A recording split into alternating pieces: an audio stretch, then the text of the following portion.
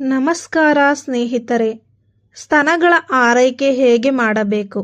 ಸರಿಯಾದ ಬ್ರಾ ಧರಿಸುವುದು ಏಕೆ ಮುಖ್ಯ? ಮಹಿಳೆಯರು ತಿಳಿಯಲೇಬೇಕಾದ ಮಾಹಿತಿ. ಮಹಿಳೆಯರ ದೇಹದ ಆರೋಗ್ಯದಲ್ಲಿ ಸ್ತನಗಳ ಆರೈಕೆಯು ಬಹಳ ಮುಖ್ಯವಾದ ಒಂದು ಭಾಗವಾಗಿದೆ. ಆದರೆ ಅನೇಕ ಮಹಿಳೆಯರು ಸರಿಯಾದ ಗಾತ್ರದ ಬ್ರಾ ಧರಿಸದೆ ಇರುವುದು, ಹೆಚ್ಚು ಬಿಗಿಯಾದ ಅಥವಾ ಸಡಿಲವಾದ ಬ್ರಾ ಬಳಸುವುದು, ಸರಿಯಾದ ಸ್ವಚ್ಛತೆ ಕಾಪಾಡದಿರುವುದು ಮತ್ತು ಕೆಲವು ಆರೋಗ್ಯ ಲಕ್ಷಣಗಳನ್ನು ನಿರ್ಲಕ್ಷಿಸುವುದು ಸಾಮಾನ್ಯವಾಗಿದೆ.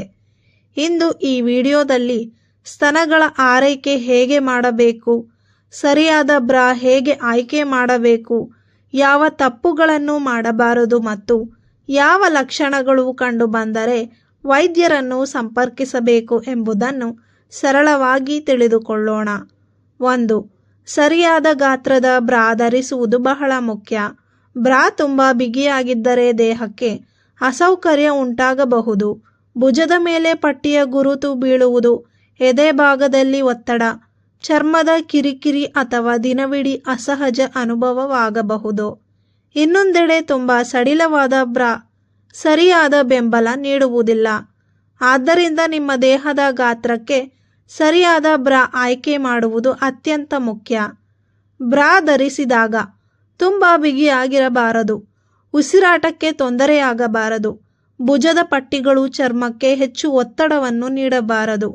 ಕಪ್ಪು ಭಾಗದಲ್ಲಿ ಅತಿಯಾಗಿ ಖಾಲಿ ಜಾಗ ಅಥವಾ ಒತ್ತಡ ಇರಬಾರದು. 2. ಪ್ರತಿದಿನ ಒಂದೇ ಬ್ರಾ ಧರಿಸಬೇಡಿ. ಬೆವರು, ಧೂಳು ಮತ್ತು ಚರ್ಮದ ತೈಲದಿಂದ ಬ್ರಾದಲ್ಲಿ ಬ್ಯಾಕ್ಟೀರಿಯಾ ಬೆಳೆಯುವ ಸಾಧ್ಯತೆ ಇದೆ. ಆದ್ದರಿಂದ ಪ್ರತಿದಿನ ಸ್ವಚ್ಛವಾದ ಬ್ರಾ ಧರಿಸುವುದು ಉತ್ತಮ. ವಿಶೇಷವಾಗಿ ಹೆಚ್ಚು ಬೆವರು ಬರುವವರು ಮತ್ತು ವ್ಯಾಯಾಮ ಮಾಡುವವರು ಸ್ವಚ್ಛತೆಯ ಬಗ್ಗೆ ಹೆಚ್ಚಿನ ಗಮನ ಕೊಡಬೇಕು. 3. ರಾತ್ರಿ ಬ್ರಾ ಧರಿಸುವ ಬಗ್ಗೆ. ರಾತ್ರಿ ಮಲಗುವಾಗ ಬ್ರಾ ಧರಿಸಬೇಕೇ ಅಥವಾ ಬೇಡವೇ ಎಂಬುದು ಪ್ರತಿಯೊಬ್ಬರಿಗೂ ಒಂದೇ ರೀತಿಯ ನಿಯಮವಲ್ಲ. ಆದರೆ ತುಂಬ ಬಿಗಿಯಾದ ಬ್ರಾ ಧರಿಸಿ ಮಲಗುವುದರಿಂದ ಅಸೌಕರ್ಯ ಉಂಟಾಗಬಹುದು. ಮಲಗುವಾಗ ಆರಾಮದಾಯಕವಾದ ಬಟ್ಟೆ ಧರಿಸುವುದು ಉತ್ತಮ. ಯಾರಿಗಾದರೂ ವಿಶೇಷ ವೈದ್ಯಕೀಯ ಕಾರಣದಿಂದ ಬ್ರಾ ಧರಿಸಲು ವೈದ್ಯರು ಸಲಹೆ ನೀಡಿದ್ದರೆ ವೈದ್ಯರ ಸಲಹೆಯನ್ನು ಅನುಸರಿಸಬೇಕು. 4. ವ್ಯಾಯಾಮ ಮಾಡುವಾಗ ಸರಿಯಾದ ಸ್ಪೋರ್ಟ್ಸ್ ಬ್ರಾ ಬಳಸಿ. ಓಟ, ಜಂಪಿಂಗ್ ಅಥವಾ ಹೆಚ್ಚು ಚಲನೆಯ ವ್ಯಾಯಾಮ ಮಾಡುವಾಗ ಸ್ತನಗಳಿಗೆ ಸರಿಯಾದ ಬೆಂಬಲ ಬೇಕಾಗುತ್ತದೆ. ಇಂತಹ ಸಂದರ್ಭಗಳಲ್ಲಿ ಸರಿಯಾದ ಗಾತ್ರದ ಸ್ಪೋರ್ಟ್ಸ್ ಬ್ರಾ ಬಳಸುವುದರಿಂದ ಅಸೌಕರ್ಯ ಮತ್ತು ಅತಿಯಾದ ಚಲನೆಯಿಂದ ಉಂಟಾಗುವ ನೋವನ್ನು ಕಡಿಮೆ ಮಾಡಲು ಸಹಾಯಕವಾಗಬಹುದು. ಆದರೆ ಸ್ಪೋರ್ಟ್ಸ್ ಬ್ರಾ ಕೂಡ ತುಂಬ ಬಿಗಿಯಾಗಿ ಇರಬಾರದು. 5.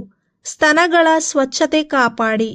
ಪ್ರತಿದಿನ ಸ್ನಾನ ಮಾಡುವಾಗ ಸ್ತನಗಳ ಸುತ್ತಮುತ್ತಲಿನ ಚರ್ಮವನ್ನು ಸ್ವಚ್ಛವಾಗಿಟ್ಟುಕೊಳ್ಳಿ. ಅತಿಯಾಗಿ ಕಠಿಣವಾದ ಸಾಬೂನು ಅಥವಾ ಸುಗಂಧ ದ್ರವ್ಯಗಳನ್ನು ಬಳಸುವುದರಿಂದ ಕೆಲವರಿಗೆ ಚರ್ಮದಲ್ಲಿ ಒಣತನ ಅಥವಾ ಕಿರಿಕಿರಿ ಉಂಟಾಗಬಹುದು. ಚರ್ಮದ ಸ್ವಭಾವಕ್ಕೆ ತಕ್ಕಂತೆ ಮೃದುವಾದ ಸ್ವಚ್ಛತಾ ಉತ್ಪನ್ನಗಳನ್ನು ಬಳಸುವುದು ಉತ್ತಮ. 6. ಚರ್ಮದಲ್ಲಿ ಬದಲಾವಣೆ ಕಂಡರೆ ಗಮನಿಸಿ. ಸ್ತನಗಳ ಚರ್ಮದಲ್ಲಿ ಅಸಾಮಾನ್ಯ ಬದಲಾವಣೆ, ನಿರಂತರ ತುರಿಕೆ, ಕೆಂಪಾಗುವಿಕೆ ಅಥವಾ ಗಾಯದಂತಹ ಸಮಸ್ಯೆಗಳು ಕಂಡುಬಂದರೆ ಅದನ್ನು ನಿರ್ಲಕ್ಷಿಸಬೇಡಿ.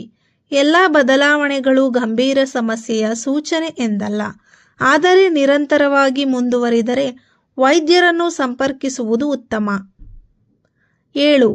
ಸ್ತನದಲ್ಲಿ ಗಡ್ಡೆ ಅಥವಾ ಅಸಾಮಾನ್ಯ ಬದಲಾವಣೆ ಕಂಡರೆ.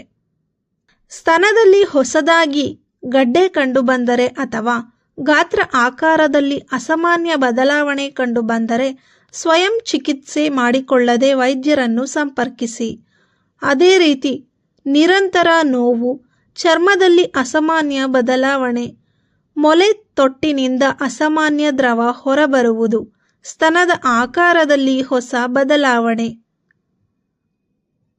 ಇವುಗಳು ಕಂಡುಬಂದರೆ ವೈದ್ಯಕೀಯ ಸಲಹೆ ಪಡೆಯುವುದು ತುಂಬ ಮುಖ್ಯ. 8. ಆಹಾರ ಮತ್ತು ಜೀವನ ಶೈಲಿಯು ಮುಖ್ಯ. ಸ್ತನಗಳ ಆರೋಗ್ಯ ಮಾತ್ರವಲ್ಲದೆ ಒಟ್ಟಾರೆ ದೇಹದ ಆರೋಗ್ಯಕ್ಕಾಗಿ ಪೌಷ್ಟಿಕ ಆಹಾರ ಸೇವಿಸಿ. ನಿಮ್ಮ ಆಹಾರದಲ್ಲಿ ತರಕಾರಿಗಳು, ಹಣ್ಣುಗಳು, ಬೇಳೆ ಮತ್ತು ಧಾನ್ಯಗಳು, ಪ್ರೋಟೀನ್ ಯುಕ್ತ ಆಹಾರ ಮತ್ತು ಸಾಕಷ್ಟು ನೀರು ಇವುಗಳನ್ನು ಸೇರಿಸಿಕೊಳ್ಳಿ. ಅತಿಯಾದ ಒತ್ತಡವನ್ನು ಕಡಿಮೆ ಮಾಡಿ. ನಿಯಮಿತವಾಗಿ ದೈಹಿಕ ಚಟುವಟಿಕೆ ಮಾಡುವುದು ಒಟ್ಟಾರೆ ಆರೋಗ್ಯಕ್ಕೆ ಸಹಾಯಕವಾಗುತ್ತದೆ. 9. ಬ್ರಾ ಆಯ್ಕೆ ಮಾಡುವಾಗ ಈ ತಪ್ಪುಗಳನ್ನು ಮಾಡಬೇಡಿ. ಕೇವಲ ಫ್ಯಾಷನ್ಗಾಗಿ ತುಂಬ ಬಿಗಿಯಾದ ಬ್ರಾ ಆಯ್ಕೆ ಮಾಡಬೇಡಿ. ಬ್ರಾ ಖರೀದಿಸುವಾಗ ಸರಿಯಾದ ಗಾತ್ರ ಪರಿಶೀಲಿಸಿ. ದೇಹಕ್ಕೆ ಆರಾಮವಾಗಿದೆಯೇ ನೋಡಿ. ನಿಮ್ಮ ಬಳಕೆಗೆ ತಕ್ಕ ಮಾದರಿಯನ್ನು ಆಯ್ಕೆ ಮಾಡಿ. ಹಳೆಯದಾಗಿ ಅದರ ಆಕಾರ ಬದಲಾಗಿದ್ದರೆ ಬದಲಾಯಿಸಿ. ಒಂದು ಬ್ರಾ ತುಂಬ ಹಳೆಯದಾದ ನಂತರ ಅದರ ಎಲಾಸ್ಟಿಕ್ ಮತ್ತು ಅದರ ಬೆಂಬಲ ಕೂಡ ಕಡಿಮೆ ಆಗಬಹುದು. ಸ್ನೇಹಿತರೆ, ಸ್ತನಗಳ ಆರೈಕೆ ಎಂದರೆ ಕೇವಲ ಸೌಂದರ್ಯದ ವಿಷಯವಲ್ಲ, ಇದು ಮಹಿಳೆಯರ ಒಟ್ಟಾರೆ ಆರೋಗ್ಯದ ಒಂದು ಪ್ರಮುಖ ಭಾಗವಾಗಿದೆ. ಸರಿಯಾದ ಗಾತ್ರದ ಬ್ರಾ ಧರಿಸಿ. ಸ್ವಚ್ಛತೆ ಕಾಪಾಡಿ. ದೇಹದಲ್ಲಿ ಕಂಡುಬರುವ ಅಸಾಮಾನ್ಯ ಬದಲಾವಣೆಗಳನ್ನು ನಿರ್ಲಕ್ಷಿಸಬೇಡಿ. ನಿಮ್ಮ ದೇಹದ ಬಗ್ಗೆ ಯಾವುದೇ ಅನುಮಾನ ಅಥವಾ ನಿರಂತರ ಸಮಸ್ಯೆ ಇದ್ದರೆ ಅರ್ಹ ವೈದ್ಯರನ್ನು ಸಂಪರ್ಕಿಸುವುದು ಅತ್ಯುತ್ತಮ. ಈ ಮಾಹಿತಿ ನಿಮಗೆ ಉಪಯುಕ್ತವಾಗಿದ್ದರೆ ವಿಡಿಯೋವನ್ನು ಲೈಕ್ ಮಾಡಿ ಮತ್ತು ನಿಮ್ಮ ಫ್ರೆಂಡ್ಸ್ಗೂ ಶೇರ್ ಮಾಡಿ. ಇಂತಹ ಆರೋಗ್ಯಕರ ಹಾಗೂ ಉಪಯುಕ್ತ ಮಾಹಿತಿಗಾಗಿ ನಮ್ಮ ಚಾನಲನ್ನು ಸಬ್ಸ್ಕ್ರೈಬ್ ಮಾಡಿ. ಧನ್ಯವಾದಗಳು.